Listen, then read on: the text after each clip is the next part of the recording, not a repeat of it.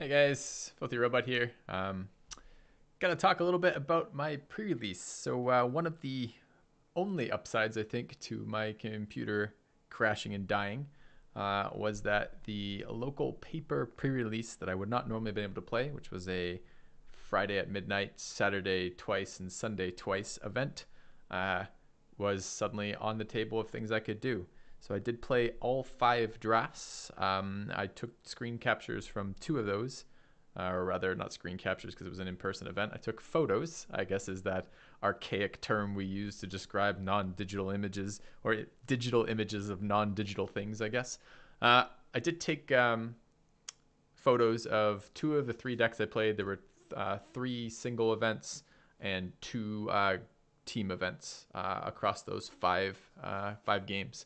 So this was draft 1 for me. These were sealed events. So you were given 6 packs, one of which was a pre-seeded pack in color combinations of your choice, basically.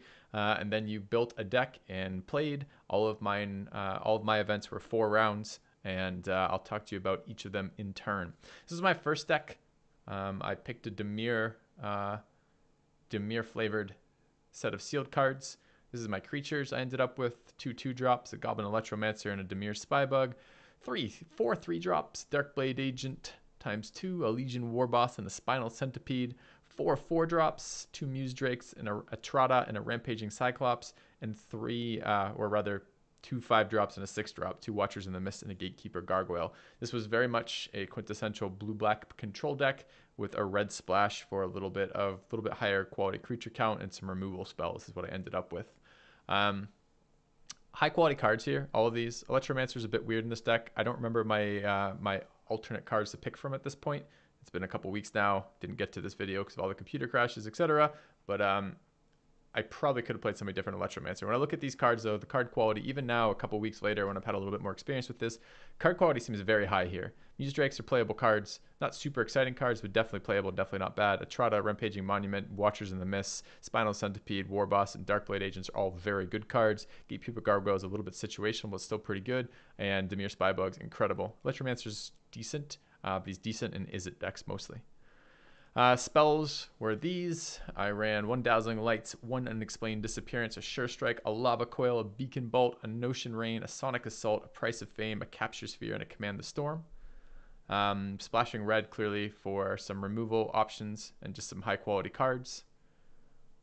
And the lands were these. I ran 5 mountains, 7 blue. I mean, if you look at this, I ran a Gateway Plaza, right? So this is really a pretty decent mana base. This is 6 red, 8 blue, and 8 black sources, which is really quite good.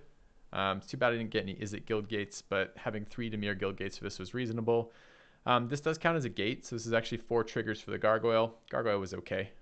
And then, oops, that's the next draft. We won't go there quite yet.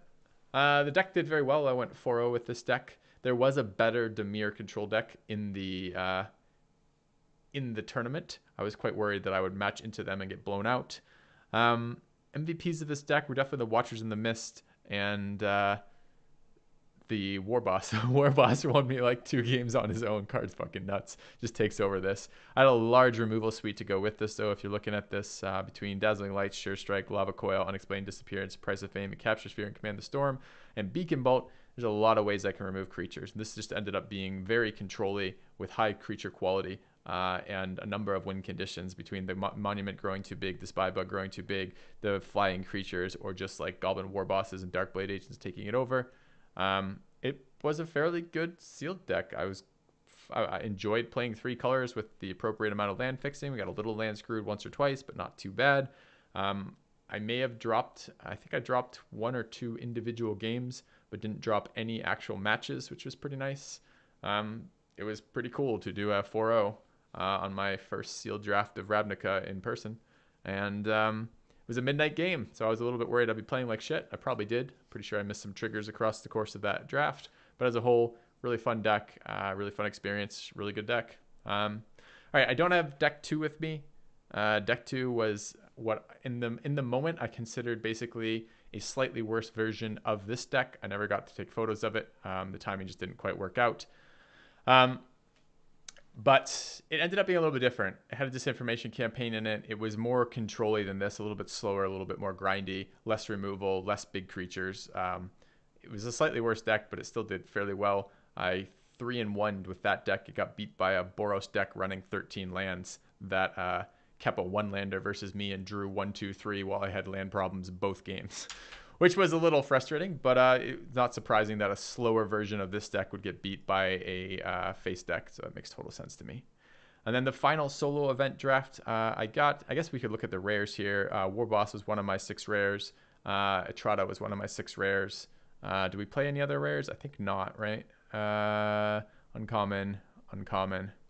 Right. I'm not sure what my other rares were at this point, but it's strange that I didn't choose to play them when it feels like I probably could have built. I don't know. This deck was very strong. I was going to say I probably could have built a stronger deck getting the higher card quality in there, but maybe not.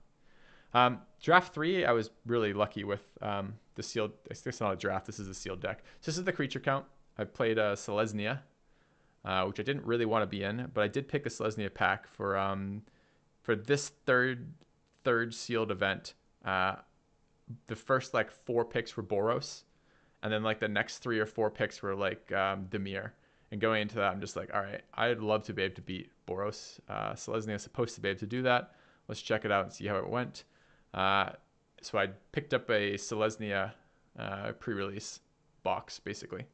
Card quality is fairly good on this. Picked up 2 Conclave Guild Mages, a Devkaran Dissident as a creature that just does something early and does something late. Grappling Sundew to help deal with flyers. It's a pretty big blocker just as a whole. Sworn Companions to help with the Convoking. Ledev Champion as a very solid 3-drop for Selesnya that also can create tokens if you need a mana sink. A Gorgon as just something that always trades, which isn't the greatest for Selesnya. I'm not sure this card really fits in this deck when I look at it now post-fact, but I don't remember my other options. A Knight of Autumn as a very, very strong rare, very versatile, either puts a big body on the field for cheap or puts a body on the field and kills an artifact enchantment or gains you 4 life. Ledev Guardian for just the 2/4 blocker, a Rampaging Monument because I'm running a fair number of multicolored cards. The Gorgon does count as multicolored in this scenario. Rosemane Centaur over here as one of the payoffs for playing Selesnya, and then 3 Siege Worms and a Flight of Equinauts as my big payoffs with Convoke. The goal was basically to put creatures on the board and cast big shit at cheap and then beat them down with worms.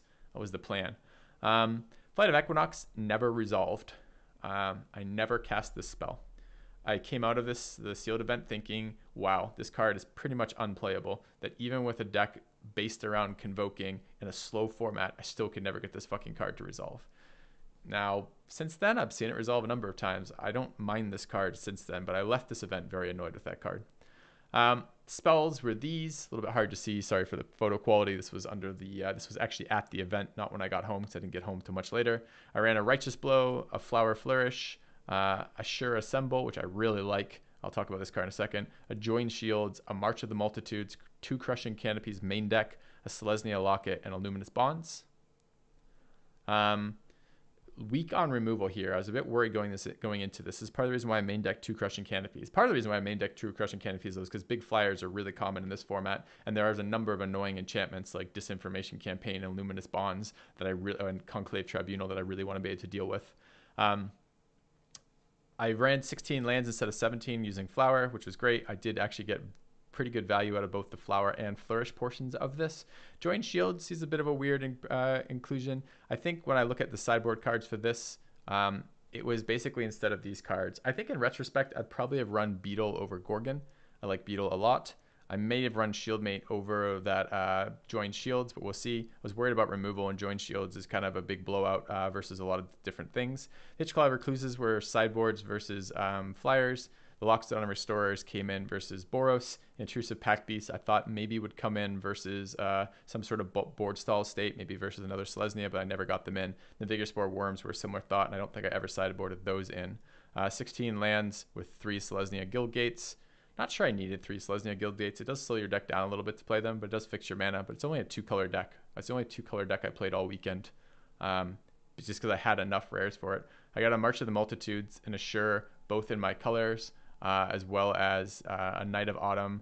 And was there anything else rare-wise? I don't think any other rares here. I think Ledev is uncommon. But still, I thought 3 rares in my color combination was pretty solid.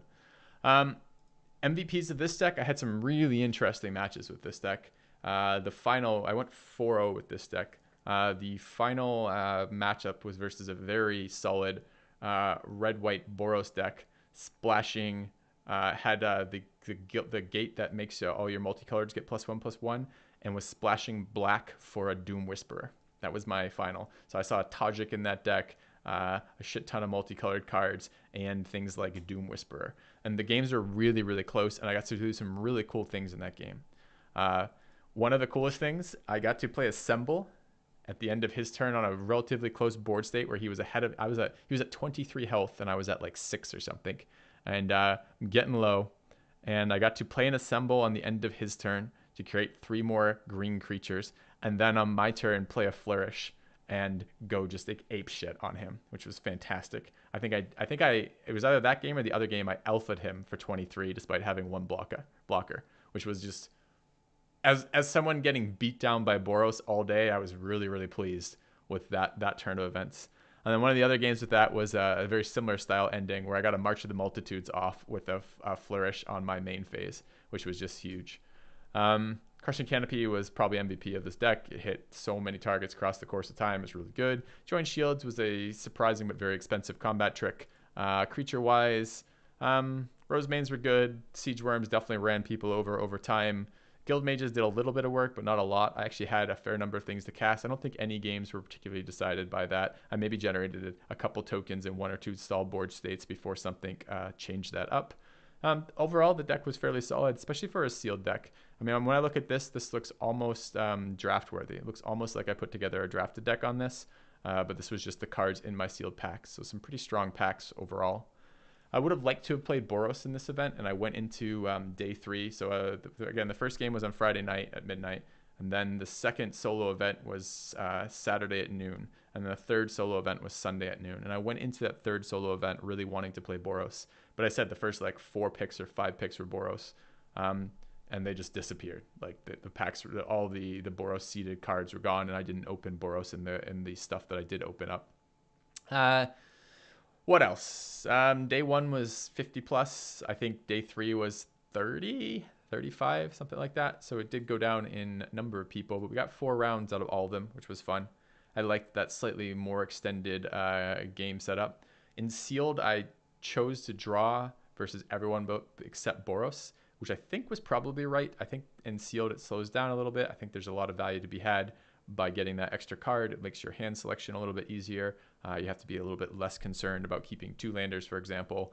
And most of my decks, I think, took advantage of that. I had good top ends on most of my decks. So that seemed a reasonable thing to do. Wouldn't have done that differently. Had a lot of fun with that. Made a lot of packs out of it. I think the event total buy-in was $125 buy-in. And I think now, after selling the packs and selling the rares that I picked up to players, I think I'm right now, I'm at $95 back, I think. So I got to play 5 sealed events for $25, which seems really great to me. Had a really fun time with it. Super, super great experience. I don't think I'll be able to do that very often because I expect that during streaming, I would prefer not to be doing that. Sorry about that. My phone is silent during this time period, except for when my wife texts me. That's the only person who doesn't get auto-silenced. My apologies. Anyways, so yeah, pretty good experience overall. Enjoyed Selesnya a lot. I came out of this thinking, Selesnya is not so bad, but it's been a very different experience playing draft compared to sealed. Since then, I think my opinion of Selesnya has gone down overall. You need to get the uncommons to really be able to take advantage of the mana sinks, right? The problem with Selesnya is if you don't draw, like Dimir with Surveil is so good at fixing your late game. Once you get established and stabilized, the amount of Surveil you get access to means you can smooth out the rest of your game so that you'll have decent amount of gas for the rest of your game.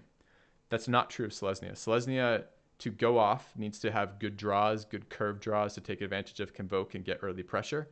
And late game, you need some forms of mana sinks to really do something on like stalled board states or a missed end game. Like if you get a handful of Siege Worms, you're fucked. If you get a handful of early gas and then nothing, you're fucked. So this deck had a couple, which was nice. March of the Multitudes, Assemble, the Guild Mages ×2 and the Ledev Champion are all ways to dump mana when I'm not getting the perfect draws in Selesnya, which makes that a little bit more consistent of a deck, which was nice.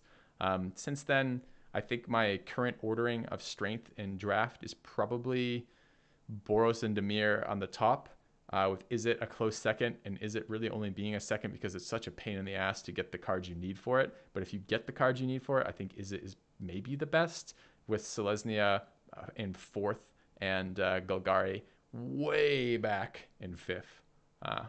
Yeah. Anyways, guys, I tried to do some recaps of Paper Magic. Just I know some of you are very interested in what I come out of with that.